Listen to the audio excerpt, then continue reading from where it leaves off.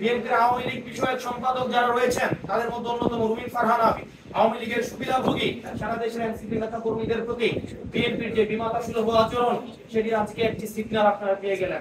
হাসিনার প্রতি তাদের যে আন্তরিকতা, তাহলে হাসিনা যেখানে আছে তাদেরকেও সেখানে চলে যেতে হবে। কমিশনের যারা কমিশনার রয়েছে, আপনারা যদি মনে করেন আপনারা নিজেরা আপনাদের এই নির্বাচন কমিশন পরিচালনা করতে পারবেন না, আপনারা অন্যরা কেউ পরিচালিত করে আপনাদেরকে আপনারা মানুষের সামনে সেটি প্রকাশ করুন।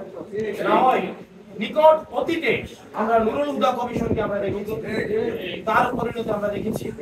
বাংলাদেশের মানুষ আবার কোন মধ্যস্থ নির্বাচনের দিকে যেতে চায় না। এবং বিএনপির আওয়ামী বিষয়ক সম্পাদক রয়েছেন অনেকে, যারা আওয়ামী লীগ থেকে বেশি আওয়ামী লীগ।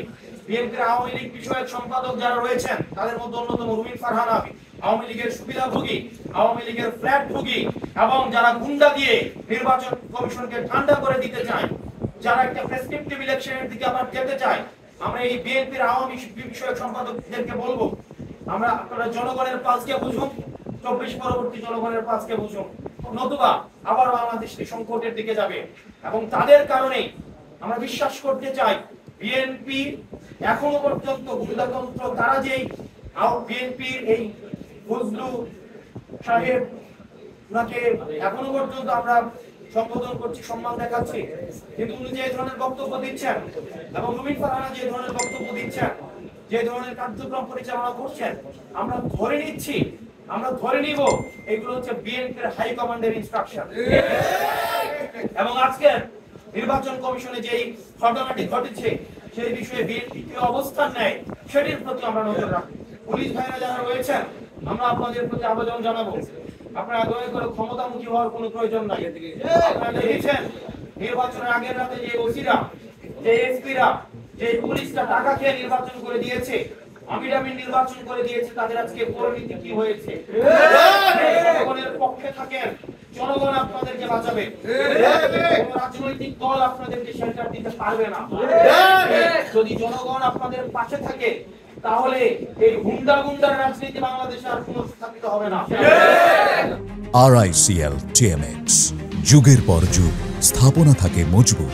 আমরা এই গুন্ডার রাজনীতি আমরা ভারতে পাঠিয়ে দিয়েছি।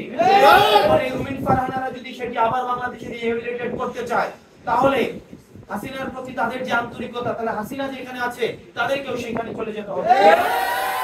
আমরা এই নির্বাচন কমিশনের এই ধরনের অ্যানোমালিস রয়েছে, আমরা খুব শীঘ্রই আপনাদের সামনে উপস্থাপন করব। এবং বাংলাদেশের এনসিপি নেতা কর্মী, আপনারা প্রত্যন্ত এলাকায় আপনারা প্রান্তিক জনপদে যারা রয়েছেন, সারা দেশের এনসিপি নেতা কর্মীদের প্রতি বিএনপির যে বিমাতা সুলভ আচরণ সেটি আজকে একটি সিগন্যাল আপনারা পেয়ে গেলেন। আপনাদেরকে সুগঠিত হতে হবে এবং বিএনপির এই যে আগ্রাসী যে মনোভাব রয়েছে, গুন্ডাতন্ত্রের যে মনোভাব রয়েছে, গুন্ডাদের তুষণ এবং কুষণের যে মনোভাব রয়েছে, সেটি থেকে যদি সংস্কার না করে তাহলে তাদের গণপ্রতিরোধের মুখোমুখি হতে হবে।